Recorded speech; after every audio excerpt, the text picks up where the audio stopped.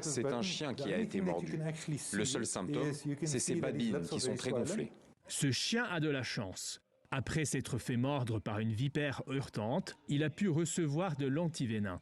Mais depuis plusieurs mois, la clinique vétérinaire peine à se fournir en sérum, ce qui a entraîné la mort de dizaines de chiens. Ils nous disent que l'antivenin va arriver, mais on ne sait pas quand. Dans le passé, nous avons eu des périodes de 3, 6 ou 7 mois sans rien. En ce moment, il me reste seulement 2 sérums antivenins.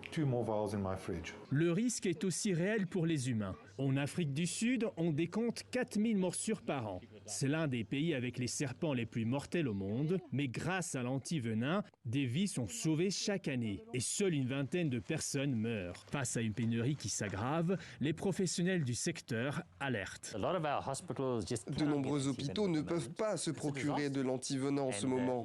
C'est catastrophique. Récemment, nous savons qu'il y a eu des personnes qui ont été mordues par des serpents venimeux, qui ont dû changer d'hôpital 2 ou 3 fois. Certains sont morts à cause de la pénurie. Nous avons même écrit une lettre ouverte au ministre de la Santé et ils ont dénié la pénurie. Mais c'est un mensonge. En Afrique du Sud, seule une usine de production publique produit du sérum. Dans son centre de 900 serpents, Mike Perry collecte du venin pour ses laboratoires depuis plus de 20 ans. Pour lui, la pénurie est due à plusieurs facteurs. L'usine de production d'antivenin est trop petite pour la demande actuelle. Avec le Covid-19, ils ont pris du retard. Et maintenant, il y a les délestages. La production d'antivenin doit respecter une chaîne du froid. Donc, il va y avoir des produits qui ne vont pas être maintenus au froid. L'usine n'a pas souhaité répondre à nos questions.